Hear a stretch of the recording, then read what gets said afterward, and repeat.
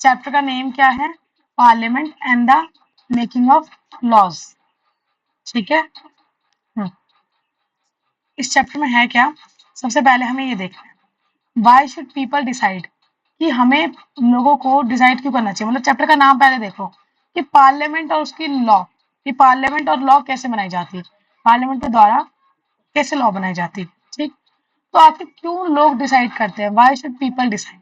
इसमें क्या है, पीपल जो होते हैं बेटा वेरियस बैकग्राउंड्स के, ज्वाइन किया था हमने स्ट्रगल। ठीक है, अब देखो मैं आपको थोड़ा सा बैकग्राउंड दे देती हूँ। आखिर हम लोग ही क्यों लॉ बनाते हैं, या क्या नेसेसरी है, या क्या चीजें जरूरी है। तो हमारे जो लोग हैं, हम लोग जो हैं वो क्या करते हैं, बहुत सारे डिफरेंट डिफरेंट बैकग्राउंड्स के आते हैं। ठीक है, डिफरेंट डिफरेंट बैकग्राउंड्स के हैं हम, कुछ अमीर होंगे, कुछ गरीब होंगे, कुछ बहुत अच्छी फैमिली से आते होंगे, कुछ वेल्दी फैमिली, कुछ इंडस्ट्रियलिस्ट होंगे। ठीक, तो पीपल्स जो है बहुत सारे बैकग्राउंड से हैं। या हम सब ने ही क्या किया था, एक इंडियन फ्रीडम जो स्ट्रगल है वो ज्वाइन किया था। ठीक है, अब हम बोलेंगे कि अरे हमने तो नहीं किया, लेकिन हमारी फैमिलीज में हमारे जो पूर्वज हैं, एंसेस्टर्स हैं, उन्होंने जरूर ज्वाइन किया होगा। ठीक, जो हमारे वो है, तो वो इंस्पायर्ड हुए थे by the freedom of idea, मतलब फ्रीडम्स। हाँ, उनको कैसे ये लगा कि हाँ आज़ादी दिलानी चाहिए, या चीज़ें होनी चाहिए। तो उनको सबसे पहले ये फील हुआ कि हाँ फ्रीडम नेसेसरी है, ये चीज़ें हैं, इक्वालिटी ज़रूरी है। फ्रीडम मतलब आज़ादी चाहिए हमें, हाँ सब लोगों को बराबरी का हक मिलना चाहिए, हम लोगों को भी डिसीजन मेकिंग पावर में पार्टिसिपेट करना चाहिए। तो ये सब चीज़ें लोगों के मन में आई पहले। कैसे आई थी? फ्रेंच रेवोल्यूशन से आई थी ये। इक्वालिटी, फ्रीडम, लिबर्टी, ये जो है फ्रेटर्निटी, ये फ्रेंच रेवोल्यूशन में बहुत इंपॉर्टेंट वर्ड या रोल प्ले किया था। ठीक, तो वहां से हम भी इंस्पायर हुए थे। दूसरा, अब हुआ क्या बेटा, under the colonial rule. Colonial rule क्या होता है पहले मैं आपको ये बता दूं। कॉलोनियल रूल एक ऐसा रूल होता है जिसमें एक जो कंट्री होती है वो दूसरी कंट्री के ऊपर वो कर रही होती है, रूल कर रही होती है फॉर देयर बेनिफिट्स के। जैसे ब्रिटेन हमारे ऊपर रूल कर रहा था अपने ब्रिटेन के बेनिफिट्स के लिए। ठीक है, तो उसको हम बोलेंगे कॉलोनियल रूल। उन्होंने हमें गुलाम बना लिया था अपने बेनिफिट के लिए, चाहे वो इकोनॉमिक बेनिफिट हो, पॉलिटिकल बेनिफिट हो, या किसी भी तरीके का बेनिफिट। ठीक, अब हमारे कॉलोनियल रूल में हुआ क्या था, हमारे यहाँ के जो लोग जो थे वो डरते थे ब्रिटिश गवर्नमेंट के अंदर, and did not agree with many of the decision. और बहुत ज्यादा मतलब उनको जो ब्रिटेन डिसीजन लेता था हमारे लिए, हमें बहुत सारी चीजें वो पसंद ही नहीं थी। लेकिन अगर हम ये बोल दें तो ब्रिटेन वाली जो गवर्नमेंट है वो बहुत ज्यादा क्रिटिसाइज करती थी, या बहुत मतलब हमें उस चीज के लिए बहुत ज्यादा सहना पड़ता था, या मतलब पनिशमेंट झेलनी पड़ती थी। तो वो इसने लिखा है, but they face the grave danger if they try to criticise this decision. अगर हमने अगर ब्रिटेन की गवर्नमेंट के डिसीजन को क्रिटिसाइज कर दिया तो हमें बहुत ज्यादा सिवियर इम्पैक्ट झेलने पड़ते थे। ठीक, दूसरा, अब जो हमारे फ्रीडम मूवमेंट जो थे, जो फ्रीडम मूवमेंट मतलब जो भी हमने आजादी के लिए लड़ाई लड़ी है, वो चेंज हुई है सिचुएशन के हिसाब से। जो हमारे नेशनलिस्ट जो थे उन्होंने क्रिटिसाइज करना स्टार्ट किया। कब स्टार्ट किया? पहले तो था उन्होंने ब्रिटिश गवर्नमेंट को क्रिटिसाइज करना स्टार्ट किया, फिर उनसे धीरे धीरे डिमांड्स रखने लगे। और ये कैसे हुआ? पहले 1885 से पहले तो बहुत कम थी चीजें, या मतलब कम ही है, बहुत ज्यादा नहीं है। फिर 1857 की लड़ाई भी हुई जिसमें हमने बहुत ज्यादा अपना विद्रोह देखा, मतलब दिखाया। 1885 में हमने एक लीगल तरीके से हमने एक कांग्रेस बना ली। कांग्रेस मतलब उस टाइम पे एक पार्टी थी। ठीक है, तो इंडियन नेशनल कांग्रेस बना ली, मतलब हमने एक पार्टी बनाई, पार्टी भी नहीं है बेसिकली, हमने एक ग्रुप बनाया। एक ग्रुप में हमने बहुत सारे लोग इकट्ठे हुए, और ये सारे इलेक्टेड मेंबर्स जो इकट्ठे हुए, तो उन्होंने क्या बोला, उन्होंने डिमांड किया, मतलब बहुत सारे मतलब एक पार्टी बनाई। उन लोगों ने क्या डिमांड किया? उन्होंने डिमांड किया कि हम इलेक्टेड मेंबर्स जो होने चाहिए, demanded that there be elected members in the legislature. अब इन लोगों ने क्या डिमांड किया, जो लेजिस्लेचर जिसमें हमारा ब्रिटेन काम कर रहा है कानून बनाने वाले में, उसमें इंडिया के भी तो लोग होने चाहिए, क्योंकि इंडिया के लिए जब तुम कानून बना रहे हो तो हमारे यहाँ के लोग भी तो होने चाहिए। तो ये बात बोली गई। ठीक है, विद राइट टू, और इसके साथ साथ ये भी मतलब राइट मांगा कि हमें बजट को डिस्कस करने का भी राइट मिलना चाहिए, और क्वेश्चंस को पूछने का भी राइट मिलना चाहिए, कि अगर इस लेजिस्लेचर अच्छे से काम नहीं करता और हमें लगता है कि तुम अच्छे से काम नहीं कर रहे तो हम किससे पूछे। तो ये दोनों ही चीजों का राइट होना चाहिए। ये बात भी किसने बोली? हमारी किसने बोली? इंडियन नेशनल कांग्रेस ने दो डिमांड्स रखी थी 1885 से पहले, या 1885 से जस्ट पहले। तो गवर्नमेंट ऑफ इंडियन एक्ट फिर 1909 आया। इसमें अलाउ कर दिया गया कि कुछ सम इलेक्टेड रिप्रेजेंटेटिव्स होंगे। ठीक है, जो डिमांड बोली गई थी उसकी जो थोड़ी सी मान्यता मिली वो 1909 में मिली।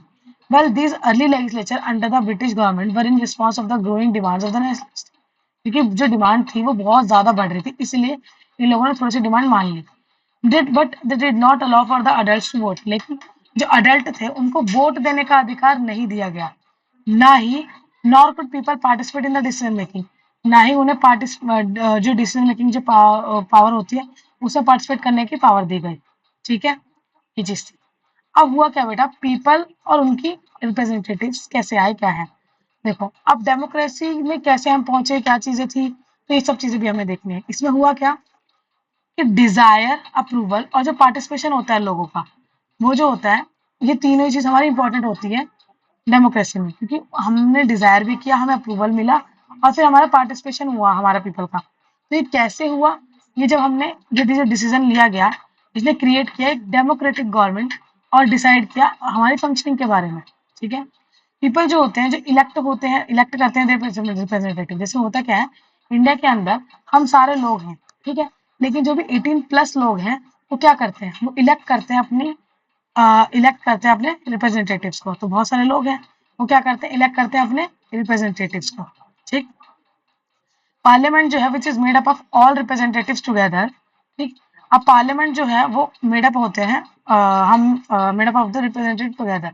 जो पार्लियामेंट बना है वो कैसे बना है, हम लोगों ने वोट करके अपनी तरफ से एमपीज भेजे। ठीक है, एमपीज भेजे तो वो एमपीज किसमें इलेक्ट होकर गए, सीधा लोकसभा में गए। वो जो लोकसभा के जो लोग हैं वो क्या है, वो हमारे इलेक्टिव रिप्रेजेंटेटिव्स हैं। वो हम क्योंकि हम डायरेक्टली तो हर जगह बता के नहीं बता सकते जाके कि हाँ ये करना चाहिए गवर्नमेंट को, वो करना चाहिए।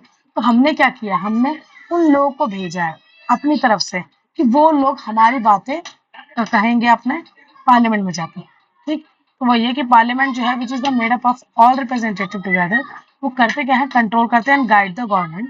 ठीक, इस सेंस में अगर देखा जाए, इन दिस सेंस, तो through the choose a representative from the government और ऑल्सो कंट्रोल इट, कि वही चूज भी करते हैं और वही क्या करते हैं, उनके ऊपर कंट्रोल भी करते हैं। ठीक, अब देखो कि हमारे पार्लियामेंट का रोल क्या होता है, हमें ये देखना है कि पार्लियामेंट जो होती है, अभी मैंने आपको बताया कि हमारे यहाँ पे पार्लियामेंट में लोकसभा और राज्यसभा दोनों आती है। ठीक है, जो कि हमें आजादी के बाद हमने बनाई। अब हुआ क्या, क्रिएटेड आफ्टर द 1947 के बाद हमारी पार्लियामेंट बन गई।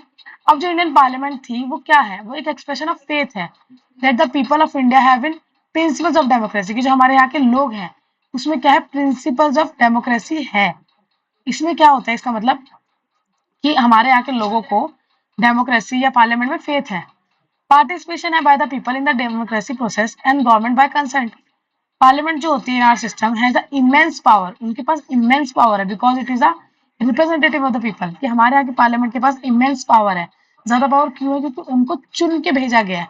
वो ऐसे नहीं है कि राजा था और वो आके चुन आ गया तो मतलब ये चीज है, नहीं, या वो अपने मन से चले गए, नहीं, हम लोगों ने उन्हें भेजा, तो इसलिए उनके पास बहुत ज्यादा पावर है। ठीक है, मतलब इमेंस पावर तो है ही, क्योंकि वो डायरेक्टली लोगों के रिप्रेजेंटेटिव है वहां पे। ठीक, अब जैसे ये चीज होती भी कैसे है, मैं थोड़ा सा एग्जांपल देता हूँ। जैसे कभी कभी होता है कि आप लोग टीचर से अपनी बात डायरेक्टली नहीं बोल सकते, तो आप लोग क्या करते हो, मॉनिटर को पकड़ते हो और मॉनिटर को सारी बातें बता देते हो कि ये चीज है। मॉनिटर जाके टीचर को बोल देता है। वही चीज यहाँ पर होती है कि हम डायरेक्टली जाके गवर्नमेंट को नहीं बोल सकते, तो हम अपने रिप्रेजेंटेटिव भेजते हैं जिससे गवर्नमेंट बनती है और वो हमारी बात उन तक पहुंचाती है। ठीक, अब होता क्या बेटा, इलेक्शन जो होता है हमारे पार्लियामेंट का, वो उसी तरीके से होता है जैसे कि हमारा स्टेट लेजिस्लेचर में होता है। मतलब पार्लियामेंट और स्टेट लेजिस्लेचर में दोनों में ही जो इलेक्शन का मैनर है वो सेम है। ठीक है, तो अगर आप एक का प्रोसेस पढ़ लोगे तो आपको दूसरे का प्रोसेस अल्टीमेटली आ जाएगा। ठीक, अब देखो, जो लोकसभा होती है, लोकसभा हर 5 साल में चुनी जाती है। किस साल में चुनी जाती है, हर 5 years में। ठीक, अब लोकसभा चुनी कैसे जाती है, तो वो पूरी कंट्री में होता क्या है, देखो आपने सुना होगा ना कि हाँ 5 साल बाद इलेक्शन आएंगे, 5 साल बाद इलेक्शन आएंगे, अरे ये तो देश के इलेक्शन है, इसमें हम देखेंगे कि प्रेसिडेंट कौन चला जाएगा, या ये चीज है। तो वो क्या होता है और होते कैसे हैं, एक इतनी बड़ी हमारी कंट्री है, इतनी बड़ी कंट्री को हमने छोटी छोटी छोटी कॉन्स्टिट्यूएंसी में बांट दिया। क्या कर दिया, इतनी बड़ी कंट्री को हमने छोटी छोटी कॉन्स्टिट्यूएंसी में बांट दिया। ठीक है, ये जो सारी कॉन्स्टिट्यूंसी है, इलेक्ट 1% टू द पार्लियामेंट, ये सारी कॉन्स्टिट्यूंसी में से 1% आता है। मतलब कॉन्स्टिट्यूंसी में से बहुत सारे लोग खड़े होते हैं, जैसे कि एक बीजेपी पार्टी का बंदा खड़ा हुआ, एक कांग्रेस पार्टी का हुआ, एक आम आदमी पार्टी का हुआ, एक बीएसपी का हुआ, इतने सारे लोग खड़े हो गए एक जगह, एक कॉन्स्टिट्यूंसी से। अब उस कॉन्स्टिट्यूंसी में एक ही बंदा जीतेगा, या तो बीजेपी, या तो कांग्रेस, या तो हमारा बीएसपी, या आम आदमी पार्टी। इनमें से जो भी एक बंदा चुना जाएगा तो वही जाएगा हमारा पार्लियामेंट में। तो इसने बोला each of this constituency elects 1% to the parliament, हर कॉन्स्टिट्यूंसी से 1% जाता है हमारे पार्लियामेंट में। अब जो कैंडिडेट जो है वो जो कंटेस्ट करते हैं election, usually belong to the different political parties. मैंने बता दिया ना, बीजेपी, बीएसपी, आम आदमी पार्टी, हमारी बहुत सारी पार्टीज अलग अलग जो होती है वो सब खड़ी होती है। ठीक, और इनमें से एक ही चुना जाता है। और ये जो चुना जाता है, जब ये सारे एमपी चुन के आ जाते हैं, वही इसने बोला वंस इलेक्टेड दिस कैंडिडेट, जब सारे एमपी ये जो चुन के आ जाते हैं, इनको हम क्या बोलते हैं, मेंबर ऑफ पार्लियामेंट, पार्लियामेंट के मेंबर, इसको शॉर्ट फॉर्म में क्या बोलते हैं, एमपीज बोलते हैं। ठीक, यही जो एमपी जो होते हैं वो सारे मिलकर क्या बनाते हैं, एक पार्लियामेंट बनाते हैं। पार्लियामेंट में बेसिकली क्या बनाते हैं, लोकसभा बनाते हैं। अब एक जैसे ये इलेक्शन हो जाते हैं पार्लियामेंट के, तो parliament needs to perform the following function, तो पार्लियामेंट को बहुत सारे फॉलोइंग फंक्शंस करने पड़ते हैं। क्या क्या करना पड़ता है हमारे पार्लियामेंट को, पहली चीज to select the national government, मतलब सबसे पहले तो पार्लियामेंट अब कर देखो, एक्चुअली मैं थोड़ा बैकग्राउंड में बता देती हूँ। देखो हमारे बहुत सारे एमपी चुन के आ गए, अभी सारे एमपीज मिलकर ये डिसाइड करते हैं कि इनको हेड कौन करेगा, मतलब इनका प्राइम मिनिस्टर कौन होगा।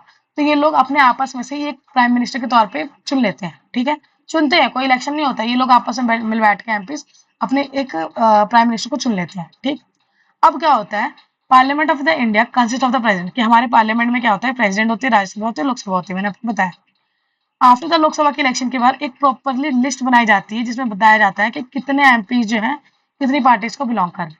ठीक, जिस भी पार्टी, अगर कोई पार्टी गवर्नमेंट फॉर्म करना चाहती है, ठीक, जिनके पास मेजोरिटी है, तो वो कैसे मतलब होता है, देखो अब सारे एमपीज मिलके, मतलब यहाँ पे ये है कि जो भी पार्टी मेजोरिटी में आती है वो था जो मैंने आपको ऊपर समझाया। देखो अब ये देखो टोटल मेजोरिटी देखी जाती है, मेजोरिटी कैसे देखी जाती है, टोटल मेंबर्स कितने हैं हमारे, याद रखना लोकसभा में हमारे कितने मेंबर है, 543, 543 मेंबर्स है। ठीक है, इन 543 में से अगर मेजोरिटी मिल जाए, मतलब जो जीतने वाली पार्टी अगर उसे मेजोरिटी मिल जाए, मतलब मेजोरिटी इन द सेंस, देखो 272 मेंबर्स प्लस वन, ठीक है, इनका हाफ करोगे तो 272 प्लस वन करके अगर मेंबर्स जो है, अगर इतने लोग 273 सीट्स मिल जाती है किसी भी एक सिंगल पार्टी को, जैसे मान लो बीजेपी पार्टी को 273 सीट्स मिल गई, या आपकी आम आदमी पार्टी को मिल गई, या हमारी कांग्रेस को मिल गई, जिसको भी मिल गई, जिस भी पार्टी को 273 वोट वो मतलब सीट्स मिल गई या उससे ज्यादा मिल गई, तो उसे हम क्या बोलेंगे कि वही जो पार्टी के जो मेंबर्स हैं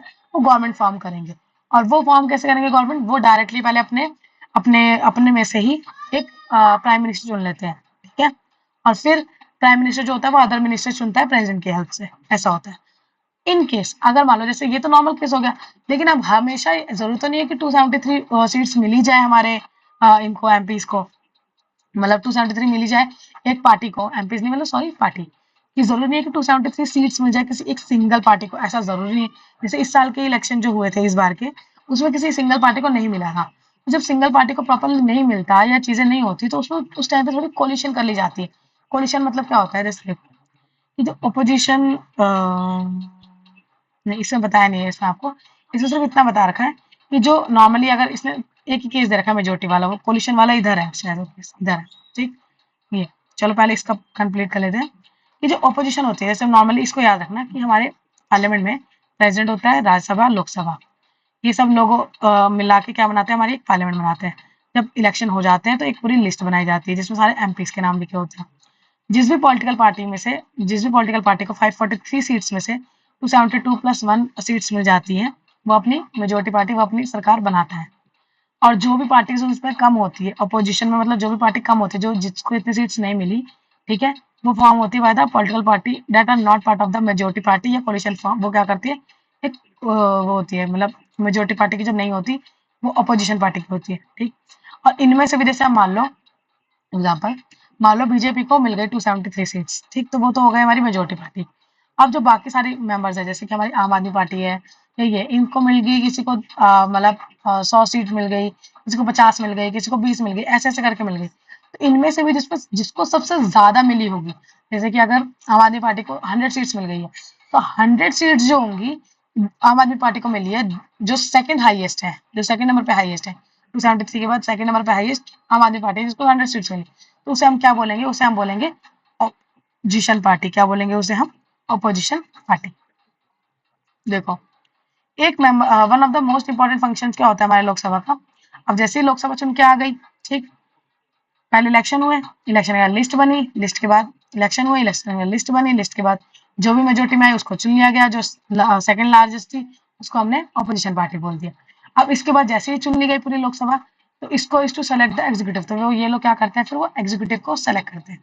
ठीक, अब जो था एग्जीक्यूटिव को सेलेक्ट करते हैं। अब एग्जीक्यूटिव को सेलेक्ट कैसे करते हैं, जैसे कि मैंने आपको बताया कि हमारा ये लोग क्या करते हैं, पहले पूरी जो एमपीज होते हैं ये मिलकर क्या चुन लेते हैं, अपना प्राइम मिनिस्टर चुन लेते हैं। अब प्राइम मिनिस्टर जो होते हैं वो हमारे जो सारे पूरी जो लोकसभा होती है, लोकसभा के जो सारे मेंबर होते हैं, ये जो भी हमारे एमपी होते हैं, उनमें से वो किन किन को कौन कौन सी जिम्मेदारी देना चाहते हैं वो रखते हैं, ठीक। किसकी हेल्प से रखते हैं? वो प्रेसिडेंट की हेल्प से। मतलब चुने जाएंगे तो प्राइम मिनिस्टर के नाम पे, कि प्राइम मिनिस्टर ने बोल दिया कि हाँ ये पर्सन मुझे हेल्थ के लिए चाहिए, ये पर्सन मुझे एजुकेशन का मिनिस्टर चाहिए, ये पर्सन मुझे इसमें से चाहिए, ऐसे करके चुन कौन रहा है? प्राइम मिनिस्टर चुन रहे हैं। लेकिन उसके ऊपर अपॉइंटमेंट, फॉर्मली जो अपॉइंटमेंट होते हैं उसके ऊपर साइन कौन करता है? वो साइन जो करते हैं हमारे प्रेसिडेंट करते हैं।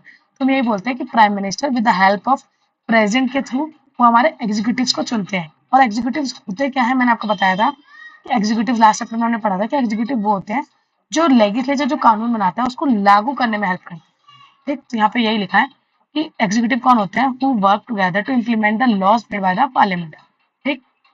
देखो एग्जीक्यूटिव जो होते हैं often but have in mind we use the term of the government. The prime minister of India is the leader of the ruling party. Prime minister जो होता है वो रूलिंग पार्टी का लीडर होता है, जो मैंने बता दिया आपको।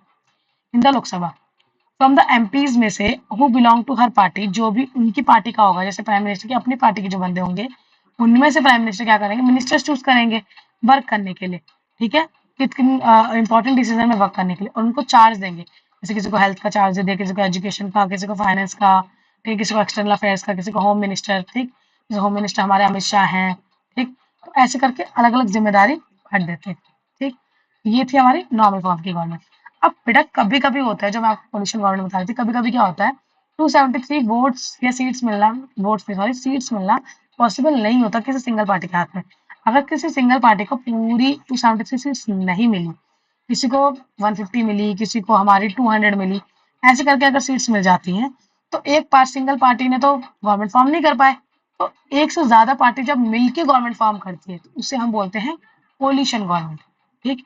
ये रिसेंट पास्ट में हमने देखा भी है, डिफिकल्ट है जब एक सिंगल पार्टी के लिए to get the majority that is required, जो कि जरूरी होता है हमारी गवर्नमेंट फॉर्म करने के लिए, अगर वो ऐसा नहीं कर पा रही है तो वो क्या करते हैं? दो तीन पार्टी मिल के ज्वाइन टुगेदर हो जाते हैं, क्या करने के लिए?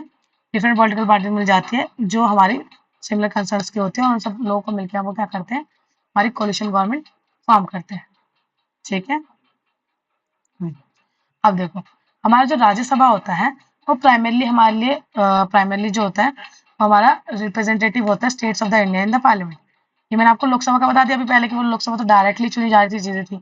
अब जो राज्यसभा के जो लोग होते हैं, राज्यसभा के लिए जो लोग होते हैं वो हमारे रिप्रेजेंटेटिव होते हैं हमारे स्टेट्स के अंदर, मतलब हमारे जो राज्य है उनके रिप्रेजेंटेटिव होते हैं। इसलिए अगर उनके रिप्रेजेंटेटिव, जैसे लोकसभा डायरेक्टली पीपल का रिप्रेजेंटेटिव है, हमने अपने रिप्रेजेंटेटिव बंदे को भेजा वहां पे, ठीक है। ऐसे ही हर स्टेट का, जैसे कि हरियाणा का रिप्रेजेंटेटिव, पंजाब का रिप्रेजेंटेटिव, यूपी का रिप्रेजेंटेटिव, तमिलनाडु का रिप्रेजेंटेटिव, वो अपने यहाँ के बंदों को भेजते हैं सरकार में, ताकि उन सरकार मतलब उन स्टेट्स की बात भी सुनी जाए। तो वही चीज है कि राज्यसभा जो होती है वो फंक्शन करती है primarily as a representative of the states of India in the parliament. तो राज्यसभा जो होती है वो इनिशिएट करती है लेजिस्लेशन। अब देखो मैंने आपको बताया था कानून पास करने के लिए दोनों में से कोई भी पार्टी, मतलब सॉरी दोनों में से कोई भी जो हाउस है वो हमारा कानून बना सकता है या स्टार्ट कर सकता है। जैसे कि अगर लोकसभा में अगर कोई कानून स्टार्ट होता है तो पहले वो लोकसभा में पास होगा, फिर राज्यसभा में होगा, फिर प्रेसिडेंट के साइन होंगे। लेकिन इन केस अगर वो राज्यसभा में इनिशिएट होता है, जैसे कि इन्होंने लिखा कि initiate the legislation bill is required to pass through the Rajya Sabha in order to become a law, पहले वो राज्यसभा में होगा, उसके बाद उसके ऊपर रिव्यू और ऑल्टरिंग करी जाएगी लोकसभा के द्वारा। अगर दोनों ही लोग मिलकर पास कर देते हैं तो ये जाएगा प्रेसिडेंट के पास और वो साइन हो जाएगा, ठीक। अब देखो जो मेंबर्स होते हैं हमारे राज्यसभा के वो इलेक्ट किए जाते हैं, elected members of the legislative assembly. फिर मैंने बताया ना कि रिप्रेजेंटेटिव होते हैं ये स्टेट्स के, तो अगर स्टेट्स के रिप्रेजेंटेटिव है तो स्टेट्स में से ही तो ये बंदे भेजे जाएंगे। तो स्टेट्स में से कैसे भेजे जाएंगे? उनके यहाँ की लेजिस्लेटिव असेंबलीज में से वो लोग भेजेंगे, जो उनके यहाँ की लेजिस्लेटिव असेंबली है उनके द्वारा इलेक्टेड मेंबर्स जो है लेजिस्लेटिव असेंबली के, वो इलेक्ट करेंगे, वो वोट करवाएंगे किसका? इलेक्टेड मेंबर्स के लिए, राज्यसभा के लिए, ठीक है। स्टेट में हमारी लेजिस्लेटिव असेंबली होती है तो वो लोग चुन के भेजेंगे कि इस बंदे को चूज कर लिया जाए इसके तौर पे हमारे इलेक्टेड मेंबर्स के तौर पे। तो ये चीज होती है। अब क्या है, देयर आर 233 इलेक्टेड मेंबर्स है कि हमारे यहाँ पे जो नॉर्मली राज्यसभा के जो इलेक्टेड मेंबर्स है वो है 233, लेकिन पूरी राज्यसभा में अगर सीट देखी जाएंगी तो कितनी है? 245 है इन दोनों को मिलाकर। तो 233 है उसको तो हम डायरेक्टली इलेक्शन कराते हैं, तो हमारे स्टेट्स के अंदर में से जाए जाते हैं, मतलब हरियाणा से 2 गए या बिहार से 30 गए और हमारे स्टेट में गए, तो मतलब अलग अलग स्टेट से अलग अलग बंदे जा रहे हैं, ठीक है। तो मतलब ये मैंने एग्जैक्ट नंबर सही नहीं बताया, मैंने वैसे ही बोल दिया कि हाँ रैंडमली हर स्टेट से जितनी पॉपुलेशन है उसके अकॉर्डिंग बंदे गए, ठीक है। अब बहुत सारे जो बंदे गए वहां पे ये तो सारे स्टेट्स के वो गए रिप्रेजेंटेटिव है। अब इसके अलावा कुछ और भी तो लोग हो सकते हैं ना, जो मतलब हो सकता है कि इन सब में से सबको मतलब इतनी ज़्यादा स्पेशल नॉलेज ना हो, ये चीज़ें ना हो। इसीलिए क्या होता है, कोई भी अगर स्पेशल डिसीजन लेना है तो हमारे प्रेसिडेंट को कुछ स्पेशल लोगों की भी ज़रूरत पड़ जाती है। जैसे कि 12 मेंबर्स, जो 12 मेंबर्स होते हैं वो ऐसे होते हैं जिनको स्पेशल नॉलेज होती है। किस फील्ड में? प्रैक्टिकल एक्सपीरियंस होता है किस फील्ड में? या तो लिटरेचर, या तो साइंस, या तो आर्ट, या सोशल सर्विस। उन लोगों को नॉमिनेट किया जाता है प्रेसिडेंट के द्वारा। ठीक है, जैसे कि मान लो, जैसे जैसे हमारा आर्ट, जैसे मान लो आर्ट में क्रिकेट से रिलेटेड कोई डिसीजन लेना है। ठीक, अब क्रिकेट से रिलेटेड कोई डिसीजन लेना है तो वो आर्ट है, कला है क्रिकेट खेलना। तो उस रिलेटेड डिसीजन को डायरेक्टली हमारे प्रेसिडेंट को नहीं पता कि किस तरह का बंदा होना चाहिए या क्या क्या लॉ सही बन रहा है या नहीं। तो उसके लिए उन्होंने क्या किया, सचिन तेंदुलकर को ही चूज कर लिया। किसने चूज कर लिया? हमारे प्रेसिडेंट द्रौपदी मुर्मू ने सचिन तेंदुलकर को चूज कर लिया कि हाँ भाई, तुम हमारे नॉमिनेटेड इसके मेंबर हो राज्यसभा के। तो वो क्या होंगे, नॉमिनेटेड मेंबर बन जाएंगे हमारे राज्यसभा के।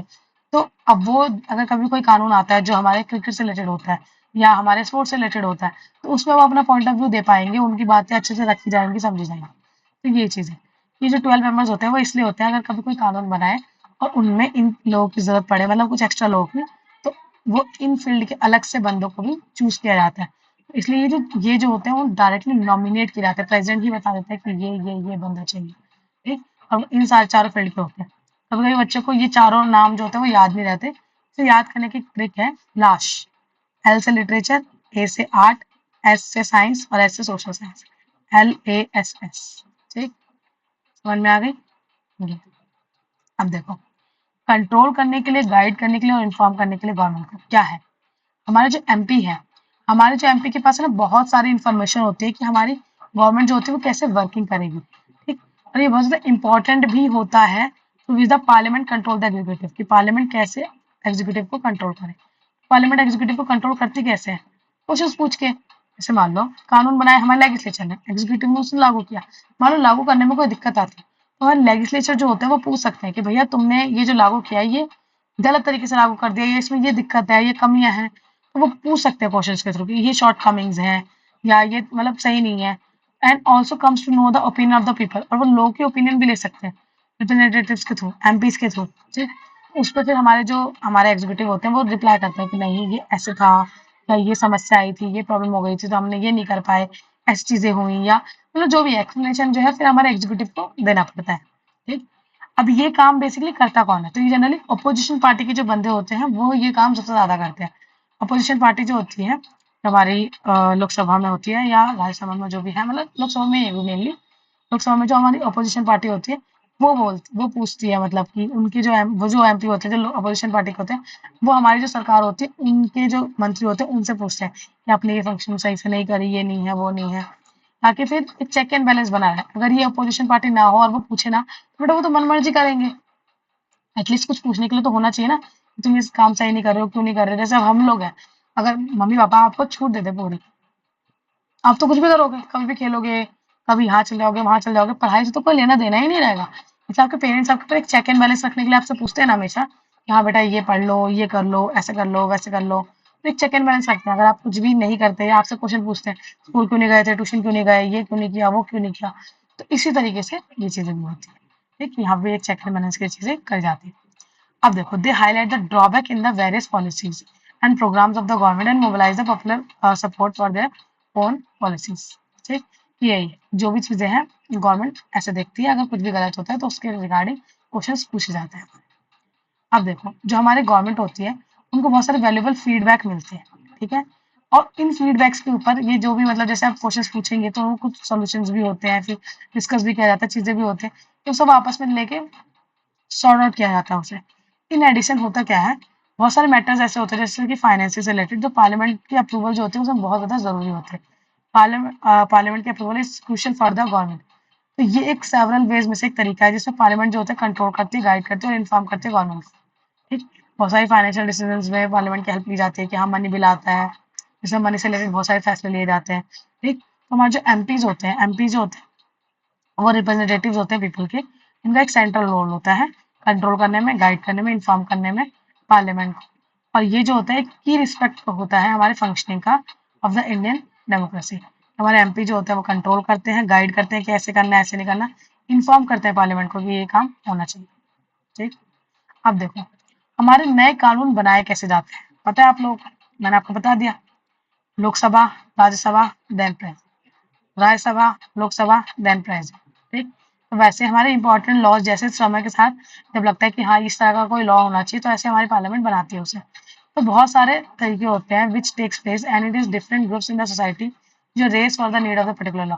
अब देखो चलो बनाते कैसे ही तो पता चल गया, लेकिन ये लॉ आना चाहिए या नहीं आना चाहिए, या ऐसा कोई लॉ होना चाहिए, इसके ऊपर सवाल कौन उठाता है? इसके ऊपर लोग सवाल उठाते हैं, जनता सवाल उठाती है, या डिफरेंट डिफरेंट सोसाइटीज या डिफरेंट डिफरेंट एनजीओ होते हैं वो सवाल उठाते हैं।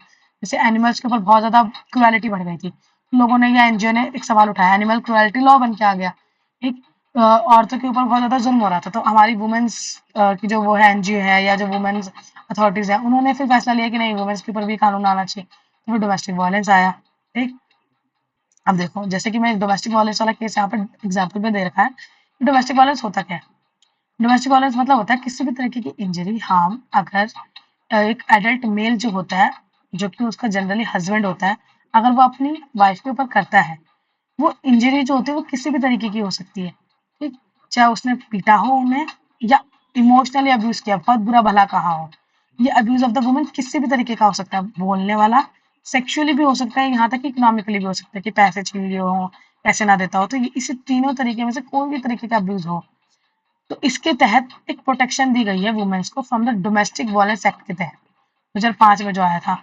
ये एक्सटेंड कर दिया गया कि अंडरस्टैंडिंग द टर्म डोमेस्टिक का मतलब होता है तो सारी ही वुमेन जो कि जिंदा हैं या लिव कर रही हैं और live together in the shared house hold में, एक घर में रह रही है विद द मेल मेंबर्स के साथ, who is the perpetrating the violence. ठीक है, जो वायलेंस कर रहे हैं, तो ये सारे ही लोग जो वायलेंस कर रहे हैं वुमेन्स के अगेंस्ट, उसके खिलाफ फैसला कौन ले सकता है? कौन ले सकता है? मतलब अगर मेल जो है अगर वुमेन्स के ऊपर मार रहे हैं, पीट रहे हैं, कुछ भी कर रहे हैं, वो कंप्लेन कर सकती हैं अपना उसमें जाके, जी मतलब नॉर्मली 100 पे कॉल करके पुलिस को कॉल कर सकती है, इन्फॉर्म कर सकती है, तो जुडिशियल उसके खिलाफ एक्शन लेगी, मतलब हमारे वही लेगा, मतलब बेसिकली पुलिस ही लेगी एक्शन कि हाँ मतलब उसे गिरफ्तार किया, लेकिन जुडिशरी ही फैसला सुनाएगी, उनको सजा दे सकती है। ठीक, अब देखो कुछ लॉज होते हैं जो अनपॉपुलर होते हैं या कॉन्ट्रोवर्शियल हो जाते हैं। Sometimes a law can be constitutionally valid, कुछ कॉन्स्टिट्यूशनली वैलिड होते हैं और लीगल भी होते हैं, but it can continue to be the unpopular unacceptable, कि वो अनपॉपुलर होते हैं या अनएक्सेप्टेबल हो जाते हैं, क्योंकि पीपल जो है वो फील करते हैं that intention behind it is unfair and harmful. ठीक, क्योंकि लोगों को ऐसा डर लगने लग जाता है कि ये जरूर ऐसा लॉ है जो कि मतलब बहुत गलत है या हमारे साथ गलत हो रहा है, मतलब लीगली भी है वो, कॉन्स्टिट्यूशनली वैलिड भी है, लेकिन फिर भी लोगों के मन में ये डर रहता है कि वो जरूरी अनफेयर है, कुछ गलत है या कुछ हार्मफुल है। तो होता क्या है, पीपल जो होता है वो क्रिटिसाइज करते हैं ऐसे लॉ को, पब्लिक मीटिंग्स होल्ड करते हैं, न्यूज़पेपर्स में आती है ये चीजें, टीवी पे दिखाई जाती है, न्यूज चैनल पे कि हाँ ये चीज गलत हो रही है, ऐसा लॉ आ गया, ये गलत है, गलत है, गलत है, ऐसे ऐसे करके हर जगह वो फेमस किया जाता है। फिर होता क्या है, डेमोक्रेसी जैसे कि हमारे यहाँ पे citizens can express their unwillingness, क्योंकि हम लोग अपने अनविलिंगनेस शो कर सकते हैं कि हमें ये रिप्रेजेंटेटिव लॉ चाहिए या नहीं चाहिए जो कि पार्लियामेंट ने बनाया। लेकिन अगर जब बहुत ज्यादा एक large number of the people अगर ऐसे ही विद्रोह करने लग जाए, begin to feel that a wrong law has been pass, तो प्रेशर बन जाता है पार्लियामेंट के ऊपर ऊपर कि वो क्या कर सकते हैं, उसे चेंज कर सकती है। ठीक, तो आज के लिए बस इतना ही। ठीक, इसमें कोई डाउट हो तो बता दो, नहीं तो मैं एक बार फिर से इन शॉर्ट बता देती हूँ। नॉर्मली होता क्या है, कभी कभी एक लॉ आता है जो कि कॉन्स्टिट्यूशनली वैलिड भी है, सही भी है, लीगल तरीके से भी आए, लेकिन उसके बावजूद भी लोगों को ऐसा डर लगता है कि वो अनफेयर है, वो गलत है और हार्मफुल है, तो लोग उसके खिलाफ कंप्लेन करने लगते हैं, मीटिंग करने लगते हैं, चीजें डिस्कस करने लगते हैं, जो कि न्यूज़पेपर में, चैनल्स पे आने लग जाती है चीजें, जिसके तहत फिर हमारी पार्लियामेंट जो होती है वो उनको मजबूर हो जाती है कि उसको चेंज ही करना पड़े।